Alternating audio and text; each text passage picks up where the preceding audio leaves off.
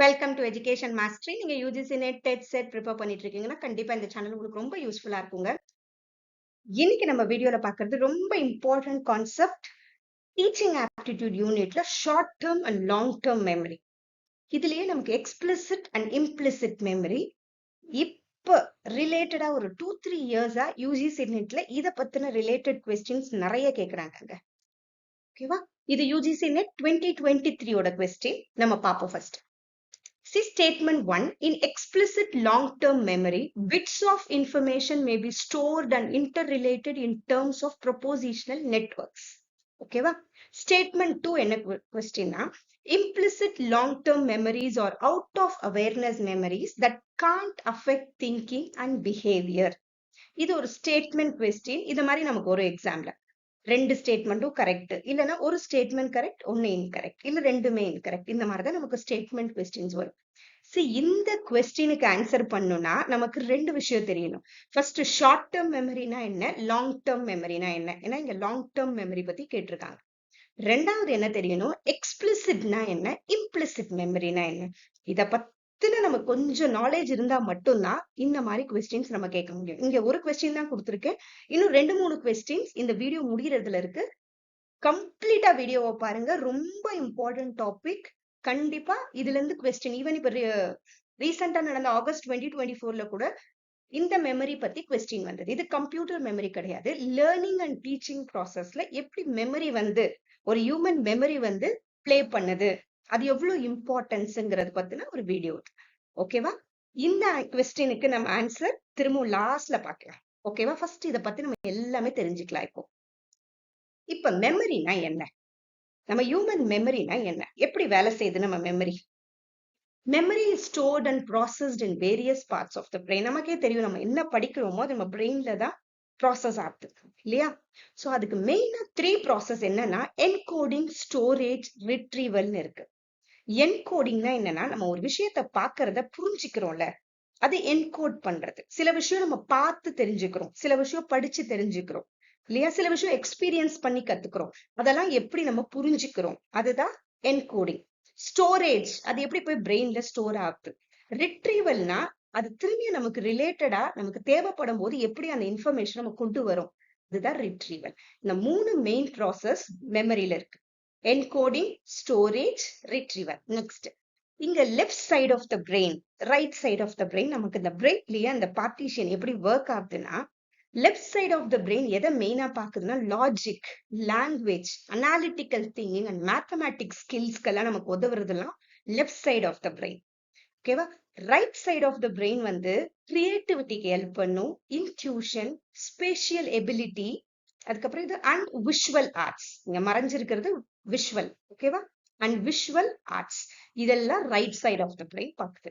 நம்ம ஒரு விஷயம் படிக்கும் போது நமக்கு ரெண்டு பிரெயினுமே ஒர்க் பண்ணும் போது நம்ம அதுல பெருசா வரும் இல்லையா? இப்ப பாப்போம். Next flow of information through different types of memory. இப்ப சென்சரி இன்புட் ஃபர்ஸ்ட் இருக்கு. சென்சரி இன்புட்னா என்ன, நம்ம 5 சென்சஸ் நமக்கு இருக்கு இல்லையா, அந்த 5 சென்சஸாலதான் நம்மளால என்வாயன்மெண்ட் சுத்தி நடக்கிறத புரிஞ்சுக்க முடியுது இல்லையா? அந்த 5 சென்சர் இன்புட் நம்ம ஃபர்ஸ்ட் பாக்குறோம், பார்த்து கத்துக்கிறோம், நம்ம மெமரிக்கு போகுது. இப்போ நார்மலா ஒரு லெமன் எடுக்கிறேன், ஜஸ்ட் ஸ்மெல் பண்றேன், என்ன ஆகுது, என்னோட ஸ்மெல் நோஸ் ஒரு நமக்கு அது ஒரு சென்ஸ் ஆர்கன் இல்லையா, அது மூலியமா எனக்கு பிரெயினுக்கு போகுது. அதுக்கப்புறம் லெமன் ரிலேட்டட் திங்ஸ் நான் யோசிக்கும் போது அது ஷார்ட் டேர்ம் மெமரிக்கு போகுது. அதை பத்தி நான் இன்னும் பிரீஃபா இன்னும் நிறைய நான் யோசிக்க ஆரம்பிக்கிறேன், நிறைய விஷயம் யோசிச்சுட்டே இருக்கேன். லெமன் பத்தி, இதுல விட்டமின் சி இருக்கு, இப்படி இருக்குன்னு அதை பத்தி எல்லாம் யோசிச்சுக்கிட்டே இருக்கேன்னா அது நெக்ஸ்ட் லாங் டேர்ம் மெமரி. ஓகேவா? ஷார்ட் டேர்ம் மெமரியில கொஞ்ச நேரம் தான் இருக்கும். அதை பத்தி நம்ம நிறைய ரிஹர்சல் பண்ணிக்கிட்டே இருக்கும் போது, நிறைய தடவை அதை யோசிக்கும் போது அது நமக்கு லாங் டேர்ம் மெமரிக்கு போயிடும். ஓகேவா? அதே மாதிரி சென்சரி மெமரியில the information not transferred is lost. நம்ம ஜஸ்ட் இப்படி பார்த்துட்டு விட்டுட்டோம்னா அது ஷார்ட் டேர்ம் மெமரிக்கு போவாது. இங்கேயும் அதே மாதிரி தான். ஓகேவா? Next short term and long term memory, இது ரொம்ப இம்பார்ட்டன்ட். ஓகே, அதே மாதிரி மெமரி ரெண்டா பிரியுது. எப்படின்னா short term memory, long term memory. இது எதுக்கு நான் கொடுத்துருக்கேன்னா, நம்ம யூஜிசி நெட்ல எப்படி கொஸ்டின் கேட்பாங்கன்னு தெரியாது. சோ இதை பத்தியும் ஒரு சின்னதா ஒரு நாலேஜ் இருந்துச்சுன்னா கண்டிப்பா. மெயினா ஷார்ட் டேர்ம் மெமரி ஃபர்ஸ்ட் இப்போ கேம்பஸ் நம்மளோட பிரெயின்ல இருக்கு சின்ன சின்ன ஒரு பார்ட்ஸ், சப் பார்ட்ஸ் மாதிரி. இந்த இப்போ கேம்பஸ் என்ன பண்ணுது, key for forming and consolidating memories. இது என்ன பண்ணும், நமக்கு எது தேவையோ அந்த மெமரிஸை மட்டும் வச்சுக்குது, கன்சாலிடேட் பண்ணுது அங்க. அது இப்போ கேம்பஸ். நெக்ஸ்ட் ப்ரீஃப்ரண்டல் கார்டெக்ஸ்ங்கிறது and short term memory. Okay, next cerebral கார்டெக்ஸ்ங்கிறது லாங் டேர்ம் மெமரி. அது நல்லா ஸ்டோர் பண்ணிக்குது. ஷார்ட் டேர்ம் மெமரி எப்பயுமே ஒரு செகண்ட்ஸ் தான் நம்ம ஞாபகம் வச்சுப்போம். ஓகே, லாங் டேர்ம் மெமரி என்ன பண்ணும், நமக்கு ரொம்ப நாளைக்கு, போன வருஷம், ஒரு 5 வருஷம் 10 வருஷத்துக்கு முன்னாடி நடந்தது கூட ஞாபகம் இருக்கிறதால long term memory. Short term memory ஒண்ணுமே இல்லை, சின்னதா இப்போ நம்ம ஒரு ஒரு எங்கேயோ போறோம், ஜஸ்ட் இல்லைன்னா யாரோ நமக்கு போன் நம்பர் சொல்றாங்க, நம்ம ரிங் பண்றோம், முடிஞ்சிருச்சு. ஓகே, அதை நம்ம ஸ்டோர்லாம் பண்ணிக்கல, அதெல்லாம் ஷார்ட் டேர்ம் மெமரி. நம்ம மறந்துடும், நாளைக்கு கேட்டா அதெல்லாம் மறந்துடும். அதெல்லாம் ஷார்ட் டேர்ம் மெமரி. கொஞ்சம் செகண்ட்ஸ் இல்ல மேக்ஸிமம் ஒரு செகண்ட்ஸ் தான், மினிட்ஸ் கூட சொல்ல முடியாது, அது short term memory. These regions interact to encode, store and retrieve information. இதெல்லாம் இந்த ரீஜியன்ஸ்லாம் ஹெல்ப் பண்ணுது நம்ம ஒரு மெமரி ப்ராசஸ். இது எதுக்கு நம்ம படிக்கிறோம்னா, பசங்களுக்கு நம்ம பண்றது எது, டீச்சிங் அண்ட் லேர்னிங் பண்ணும்போது அந்த மெமரி ஒர்க் ஆகும் பசங்களுக்கு, இல்லையா? யோசிக்கணும், ஸ்கில்ஸ் வளர்த்து விடணும். நம்ம தான் கிரிட்டிக்கல் ஸ்கில், அனாலிட்டிக்கல் ஸ்கில்ஸ்லாம். அதுக்கு இந்த மாதிரி கொஞ்சம் டீச்சர்ஸ்க்கு நாலேஜ் இருக்கணும். அதுதான். இப்போ ஷார்ட் டேர்ம் மெமரி பத்தி பார்ப்போம். ஷார்ட் டேர்ம் மெமரிங்கிறது this type of memory temporarily holds information for a short period, usually a few seconds to a minute. அவ்வளவுதான். இப்போ எக்ஸாம்பிள் என்ன, directions, holding on to verbal direction to your location while navigating. போய் சேர்ற வரைக்கும் நம்ம just கேட்டுட்டே போறோம், அவ்வளவுதான். நம்ம அடிக்கடி அந்த வீட்டுக்கு போனோம்னா கண்டிப்பா நமக்கு பதிஞ்சிரும். பட் ஏதோ ஒரு நாள் மட்டும் போயிருக்கு, முடிஞ்சிருச்சு. Next taking notes. மிஸ் சொல்லும் போது அந்த நோட்ஸ் எடுக்கிறோம், பசங்க மறந்துரும். ஆனா அதையே போய் படிக்க படிக்க படிக்க அது ஷார்ட் டேர்ம் மெமரில இருந்து லாங் டேர்ம் மெமரிக்கு போகும். ஓகேவா? Just jotting down key points from a teacher's explanation before transferring them to long term. Just எழுதுறது, அவ்வளவுதான். அந்த சமயத்துக்கு மட்டும் ஞாபகம் இருக்கும். இன் கிளாஸ் ரூம்ல வந்து சப்போஸ் இம்மீடியட் லேர்னிங் டாஸ்க், ஒண்ணு டீச்சர் சொல்றாங்க ஒரு இன்ஸ்ட்ரக்ஷன், உடனே பண்றோம், அது ஞாபகம் இருக்கும் அந்த சமயத்துக்கு, அதெல்லாம் ஷார்ட் டேர்ம். நம்ம அதை அடிக்கடி பண்ணும்போது அது லாங் டேர்ம் மெமரியா மாறிடும். ஓகேவா? லாங் டேர்ம் மெமரி, இதுல நமக்கு ரொம்ப இம்பார்ட்டன்ட் எதுனா லாங் டேர்ம் மெமரி தான். ஏன்னா ஒண்ணு பசங்க இன்னைக்கு படிக்கிறாங்கன்னா அது நாளைக்கு அவங்களுக்கு ஃபியூச்சர்ல தேவைப்படுற அளவுக்கு நம்ம சொல்லி கொடுக்கணும், இல்லையா? அப்ப அது லாங் டேர்ம் மெமரி, அவங்க படிக்கிறது அவங்களுக்கு ரீட்டைன் ஆனா மட்டும்தான் படிக்கிறது யூஸ்ஃபுல்லா இருக்கும். ஸோ இந்த லாங் டேர்ம் மெமரி ரொம்ப important. It is a crucial component of our cognitive system that allows us to store and retain information for extended period from hours to a lifetime. சின்ன சின்ன விஷயம் கூட, ஸ்கூல்ல நடந்த இந்த விஷயம், நிறைய விஷயம் ஞாபகம் இருக்கும், அதெல்லாம் லாங் டேர்ம் மெமரியில ஸ்டோர் ஆகிறதுனால. It has a vast capacity and enables us to remember facts, experiences, skills and knowledge accumulated over time. This memory system is essential for learning. இது ரொம்ப இம்பார்ட்டன்ட். பசங்க இன்னைக்கு படிச்சுட்டு போகுது, நாளைக்கு எக்ஸாம் போய் எழுதணும்னா லாங் டேர்ம் மெமரி ஞாபகம் இருக்கணும், அப்பதான் எழுத முடியும். It helps us retain information and recall it when needed. It's long term memory. ரொம்ப இம்பார்ட்டன்ட் லாங் டேர்ம் மெமரி தான். ஏன்னா ஷார்ட் டேர்ம் மெமரியில சொல்ற மாதிரி டிவிஷன்ஸ்லாம் இல்ல, பட் லாங் டேர்ம் மெமரியில நமக்கு டிவிஷன்ஸ் இருக்குது. ஓகே, இப்ப ரொம்ப இம்பார்ட்டன்ட், இதுல இருந்து நல்லா பாருங்க. இப்ப long term memory is typically divided into 2 main கேட்டகரிஸா பிரியுது. இதுதான் ரொம்ப important. Next, explicit memory, implicit memory. Okay, explicit மெமரினா டிக்ளரேட்டிவ் மெமரி, இம்ப்ளிசிட் மெமரினா நான் டிக்ளரேட்டிவ் மெமரி. எக்ஸ்பிளிசிட் மெமரினா என்னன்னா, நான் யோசிக்கணும் அப்பதான் எனக்கு ஞாபகம் வரும், அதுதான் டிக்ளரேட்டிவ் மெமரி. ஓகே, நான் யோசிச்சணும், என்னோட கான்சியஸ்னஸ் அதுல இருக்கணும், அப்பதான் எனக்கு அது ஞாபகம் வரும், அதெல்லாம் எக்ஸ்பிளிசிட் மெமரி. ஓகே, இம்ப்ளிசிட் மெமரினா நான் யோசிக்காமயே, இப்ப நான் நல்லா சைக்கிள் ஓட்ட பழகிட்டாச்சுன்னா நம்ம பாட்டுக்கு ஓட்ட ஆரம்பிச்சிருவோம், இல்லையா? இப்ப அதே மாதிரி கம்ப்யூட்டர் நல்ல கீபோர்ட்லாம் நல்லா அடிக்க கத்துக்கிட்டவங்கன்னா கடகடன்னு அடிப்பாங்க, அங்க பெருசா கான்சியஸ் தேவையில்லை. ஆனா நான் கான்சியஸா எனக்கு அடிக்க தெரியாதப்ப ஏ எங்க பி எங்கன்னு பார்த்து அடிக்கும் போது அது எக்ஸ்பிளிசிட் மெமரி. ஓகேவா? நம்ம நல்ல ஒரு விஷயம் அடிக்க கத்துக்கிட்டோம், நல்ல மோட்டர் ஸ்கில்ஸ் வளர்ந்துருச்சு, நல்லா அடிக்கும் போது அதெல்லாம் இம்ப்ளிசிட் ஆயிடும். சோ நல்லா தெரிஞ்சுக்கோங்க, எக்ஸ்பிளிசிட்னா கான்சியஸ்னஸ் இருக்கணும் அந்த இடத்துல. இம்ப்ளிசிட் மெமரினா என்ன தெரியாமையே நான் கடகடன் பண்ணுவேன், ஏன்னா அந்த அளவுக்கு அதுல நான் பிராக்டிஸ் ஆயிட்டேன், அதுதான் இம்ப்ளிசிட் மெமரி. ஓகேவா? இது non declarative memory. Next, divisions of long term memory. இது ரொம்ப இம்பார்ட்டன்ட். லாங் டேர்ம் மெமரி வந்து எக்ஸ்பிளிசிட், இம்ப்ளிசிட்னு பிரியுது. இப்ப எக்ஸ்பிளிசிட் மெமரியும் அதே மாதிரி ரெண்டா பிரியுது. எதுனா எபிசோடிக், சிமெண்டிக்னு பிரியுது. எபிசோடிக், சிமெண்டிக்னு பிரியுது. இம்ப்ளிசிட் மெமரி எப்படி பிரியுதுன்னா ப்ரொசீஜரல், பிரிம்மிங், எமோஷனல் கண்டிஷனிங். இது 3 பிரியுது. இது ஏன் படிக்கிறோம்னு யோசிக்காதீங்க. கண்டிப்பா இது ரொம்ப இம்பார்ட்டன்ட் இந்த டாபிக். ஓகேவா? சோ இத பத்தி எல்லாமே பார்ப்போம். ஓகே. இப்போ explicit memory. It is also known as declarative memory, refers to the type of memory that requires conscious thought and effort to recall. நான் யோசிச்சு சொல்றேன். Okay, அந்த இடம். It involves remembering facts, events and experiences that we can actively bring to mind and verbally express. Okay, நான் சொல்றேன், நான் இப்படி நடந்துச்சு, அது பண்ணோம், அதெல்லாம் சொல்றதெல்லாம் explicit memory. Next, these memories can fade over time, especially if they are not regularly reinforced or used. நம்ம அடிக்கடி அதை யோசிச்சுட்டே இருப்போம். Explicit memory. இந்த explicit memory ரெண்டா பிரியுது. First, long term memory ரெண்டா பிரியுது, explicit, implicit. இப்ப explicit memory ரெண்டா பிரியுது. Explicit memoryனா என்னன்னா கான்சியஸ் திங்கிங் இருக்கு, நான் யோசிக்கணும் அத. எபிசோடிக், சிமெண்டிக்னு ரெண்டா பிரியுது. Episodic, semantic. இப்ப எபிசோடிக் மெமரினா என்னன்னா memories of personal events and experiences. என்னோட memories like remembering a vacation, remembering our college graduation ceremony, என்னோட பர்சனல் எக்ஸ்பீரியன்சஸ்ல எனக்கு கிடைச்ச ஒரு மெமரிஸ், அதெல்லாம் episodic memories. Okay, it is mainly related to specific events from our life. நம்ம லைஃப்ல நடந்த ஒரு மெமரிஸ், இதெல்லாம் எபிசோடிக் மெமரி. நெக்ஸ்ட், சிமெண்டிக் மெமரினா என்னன்னா memories of general knowledge and facts about the world. அதுல எபிசோடிக்ல என்னோட பர்சனல் எக்ஸ்பீரியன்ஸ், இங்க நார்மல் ஜெனரல் ஃபேக்ட்ஸ். ஓகேவா? இப்ப நம்ம இந்தியாவோட கேபிட்டல் நியூ டெல்லின்னு சொல்றோம், இது ஒரு நார்மல் ஜெனரல் நாலேஜ். இதெல்லாம் சிமெண்டிக் மெமரி தான். Remembering the definition of a scientific terms, knowing the capital of a country or the meaning of a word, இதெல்லாம் semantic memory. So it is mainly related to information we have learned over time. Okay, இதெல்லாம் semantic memory. Semantic memory நாலே general knowledge and facts about the world. இதெல்லாம் semantic memory.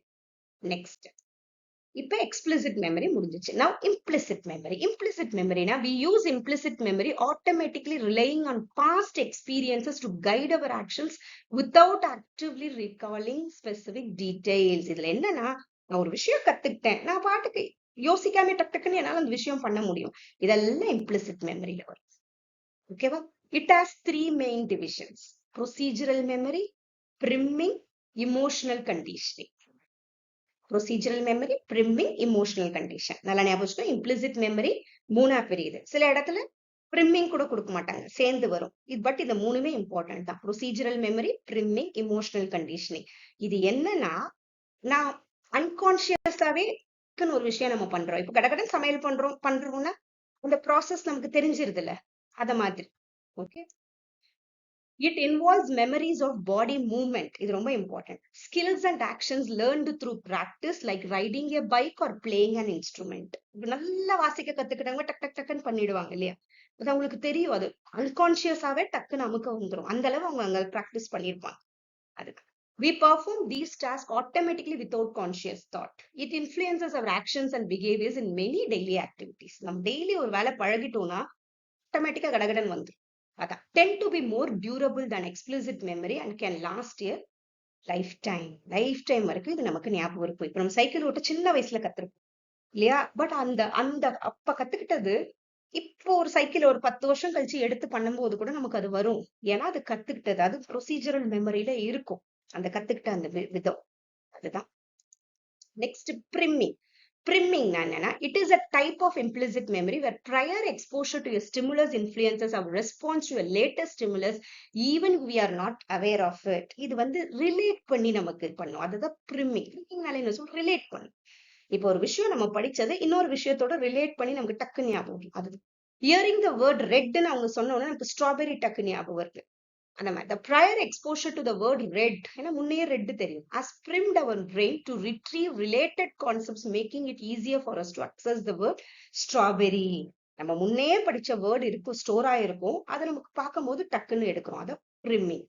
ஓகேவா? it is a type of implicit memory where prior exposure to the stimulus influences, முன்னையே அது நமக்கு வந்திருக்கு, தெரிஞ்சிருக்க ஒரு விஷயம் நம்ம இப்ப படிக்கும் போது நமக்கு ஈஸியா புரியுது. ஓகே, பட் டக்குன்னு அது நமக்கு நம்ம யோசிக்காம டக்குன்னு எடுத்துருவோம். அந்த அளவுக்கு நம்ம அதுல தெரியும் நமக்கு. Next, emotional conditioning. இந்த இமோஷனல் கண்டிஷனிங்னால வந்து சின்ன வயசுல ஒரு நாயை பார்த்து ஒரு குழந்தை பயப்படுதுன்னா ஏதோ ஏதோ ஒண்ணு ட்ராமாஸ் நடந்திருக்கு, ஏதோ ஒண்ணு இருக்குன்னா வளர்ந்த அப்புறமும் அதை பார்த்தா ஒரு பயம் இருக்கும் இல்லையா? அதுதான் இமோஷனல் கண்டிஷனிங். அந்த அந்த சமயம் பயம் வந்து இன்னமும் அதை வந்து ஒரு மாதிரி கட்டுப்படுத்துது. அது வந்து மெமரியில ஸ்டோர் ஆயிடுச்சு அந்த பயம். அதுதான். இல்ல ஒரு சந்தோஷம் கூட. ஓகே, ஒரு விஷயம் பார்த்தோன்னு சந்தோஷம்னா பெருசானாலும் அதே சந்தோஷம் இருந்தா அதுதான் emotional conditioning. It involves learning emotional responses through experiences without conscious awareness. If a song played during a happy moment makes us feel happy later, even without remembering the event, our emotional response is triggered unconsciously from past experiences. ஓகேவா? இது மூணுமே implicit memory. திரும்பி அப்படியே ஒரு recap. Long term memory ரெண்டா பிரியுது, explicit, implicit. ஓகேவா? explicit memory episodic memory-ஆ பிரியுது. எபிசோடிக் மெமரினா நம்மளோட ஈவெண்ட், நம்மளோட எக்ஸ்பீரியன்சஸ் ஞாபகம் வச்சுக்கிறது எபிசோடிக் மெமரி. சிமெண்டிக் மெமரினா கான்செப்ட் அண்ட் ஃபேக்ட்ஸ். இந்த நம்மளை சுத்தி நடக்கிற விஷயத்தை பத்தி ஒரு அண்டர்ஸ்டாண்ட், நம்ம சுத்தி நடக்கிறது கூட இல்ல, நார்மல் ஒரு ஃபேக்ட்ஸ் பத்தி ஒரு ஜெனரல் நாலேஜ். ஓகேவா? இது ப்ரூவன் திங்ஸ். நம்மளோட எக்ஸ்பீரியன்ஸ் இங்க எதுவுமே இல்லை சிமெண்டிக்ல. ஓகேவா? இம்ப்ளிசிட் மெமரி மூணா பிரியுது. ப்ரொசீஜரல். ப்ரொசீஜரல் நம்ம சில விஷயம் கத்திருப்போம்ல, அதுதான் ஓகேவா? சைக்கிள் ஓட்ட கத்துக்கிறதோ இல்ல நம்ம ஒரு கேக் பண்றதோ, அதான் நல்லா நம்ம அதை பழகின விஷயம். Next brimming.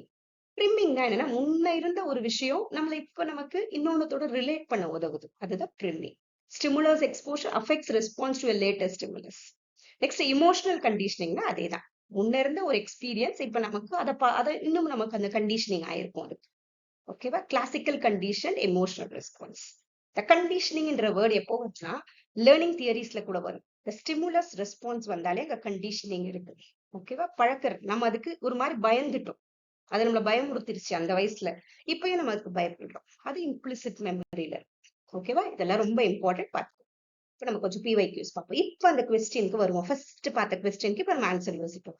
In explicit long-term memory, bits of information may be stored and interrelated in terms of proposition and networks. நார்மலாவே ஒரு மெமரி ஆகணும்னா என்ன ஆகுது? ஃபர்ஸ்ட் கண்ணு சென்ஸ் ஆர்கன்ஸ் பாக்குது, அதை பத்தி புரிஞ்சு ஷார்ட் டேர்ம் மெமரிக்கு போகுது, அதை பத்தி கொஞ்சம் நிறைய ப்ராசஸ் பண்ணும்போது, ரிஹர்சல் பண்ணும்போது இல்லைன்னா நிறைய விஷயம் அதை பத்தி யோசிக்கும் போது லாங் டேர்ம் மெமரிக்கு போகுது. ஓகேவா? சோ இந்த இடத்துல ப்ரொபோசிஷனல் நெட்வொர்க்ஸ் நடக்குதுதான் இல்லையா? So statement 1 is right. Now implicit long term memories or out of awareness memory. இது உண்மையாவே ரைட். implicit இந்த சென்டென்ஸ் வரைக்கும் ரைட். அவுட் ஆஃப் அவேர்னஸ் தான். ஓகேவா? நம்ம வந்து இம்ப்ளிசிட்னாலே என்னன்னா நம்ம யோசிக்கிறதுக்கு முன்னாடியே நம்ம டக்குன்னு பண்ணிடுவோம். ஓகேவா? நான் சொன்னேன்ல கீபோர்டு வாசிக்க டக்குன்னு வாசிச்சிருவாங்க. ஏன்னா அது அவங்களுக்கு ரொம்ப அந்த அளவுக்கு ப்ராக்டிஸ் ஆயிடுச்சு. கடகடன்னு பண்ணிடுவாங்க, யோசிக்காமே பண்ணிடுவாங்க. அதுதான் அது. That can't affect thinking and behaviour. இது நம்ம காண்ட் அஃபெக்ட்னு சொல்ல முடியாது. ஓகேவா? இதுவும் அஃபெக்ட் பண்ணும். ஏன்னா இந்த இடத்துல நம்ம பிரிம்மிங்லாம் படிச்சோம்ல, அந்த இடத்துல அஃபெக்ட் பண்ணும். கண்டிஷன்ட் பண்ணவங்கள அங்கேயும் அஃபெக்ட் பண்ணும். ஸோ இது wrong. So statement 1 is correct, statement 2 is incorrect. So option C. ஓகேவா? இந்த மாதிரி தான் கொஸ்டின்ஸ் வரும். நெக்ஸ்ட் அதோட டிஸ்கிரிப்ஷன் தான் இது. இப்போ எக்ஸ்பிளிசிட் லாங் டேர்ம் மெமரினா இண்டிவிஜுவல் பீசஸா, இதுக்கு இங்க நான் கொடுத்துருக்கேன். கான்செப்ட் ஆஃப் டாக்னு சொன்ன உடனே might be link to animal, pet, box, அந்த மாதிரி அந்த ஒரு லிங்கிங்ல தான் நம்ம படிக்கிறோம். அதனால எக்ஸ்பிளிசிட். நெக்ஸ்ட் இம்ப்ளிசிட்னா இதேதான். Procedural memory skills and priming எஃபெக்ட்ஸ்லாம் நம்ம கொஞ்சம் ரெஸ்பான்ஸ் ஷேப் பண்ணும். Okay, next. Which of the இது UGC 2023ல கேட்ட question. Which of the following are the types or subtypes கொடுத்துருக்கீங்க? நல்லா பாருங்க. டைப்ஸ் மட்டும் கொடுத்திருந்தா இம்ப்ளிசிட் எக்ஸ்பிளிசிட் மட்டும் வந்திருக்கும், இல்ல டிக்ளரேட்டிவ் நான் டிக்ளரேட்டிவ் வந்திருக்கும். பட் இங்க சப்டைப்ஸும் கொடுத்ததுனால டிக்ளரேட்டிவ், ப்ரொசீஜரல், எபிசோடிக், சிமெண்டிக் இது நாலுமே நம்ம பார்த்தோம். அப்ப இது நாலுமே தான் ஆன்சர். ஓகேவா? இது எல்லாமே டைப்ஸ் சப்டைப்ஸ்னு கொடுத்துட்டாங்க. Okay, next. இது UGC 2023 question. The knowledge that we are not conscious of recalling but that influences our behavior or thought without our awareness. See, we are not conscious in வந்தாலே implicit தான். ஓகேவா? நம்ம யோசிக்காம வரும் நம்மளால பண்ண முடியும். ஏன்னா அந்த அளவுக்கு அதுதான் பிராக்டிஸ் பண்ணிருப்போம். அந்த அளவுக்கு அதுதான் அந்த கீவேர்ட். அந்த நாட் கான்சியஸ். கான்சியஸ் வந்துச்சுன்னா அது எக்ஸ்பிளிசிட். நம்ம ஒரு விஷயம் ஃபேக்டோ ஒரு இன்ஃபர்மேஷனோ யோசிச்சு நம்ம பண்ணா அது எக்ஸ்பிளிசிட். யோசிக்காம டக்குன்னு பண்ணிட்டோம்னா அந்த அளவுக்கு அதுல பிராக்டிஸ் இருக்கு நமக்கு, அது இம்ப்ளிசிட். ஓகேவா? கண்டிப்பா இந்த வீடியோ உங்களுக்கு ரொம்ப யூஸ்ஃபுல்லா இருக்கும். இந்த டாபிக் ரிலேட்டடா இப்பலாம் நெறைய கொஸ்டின்ஸ் கேட்கறாங்க. இப்போ புரியலன்னா, திரும்பி ஒரு தடவ வீடியோ பாருங்க. ஒரு பேப்பர்ல எழுதி வச்சுக்கோங்க. ஓகேவா? அது இன்னும் ரொம்ப யூஸ்ஃபுல்லா இருக்கும். ஓகே.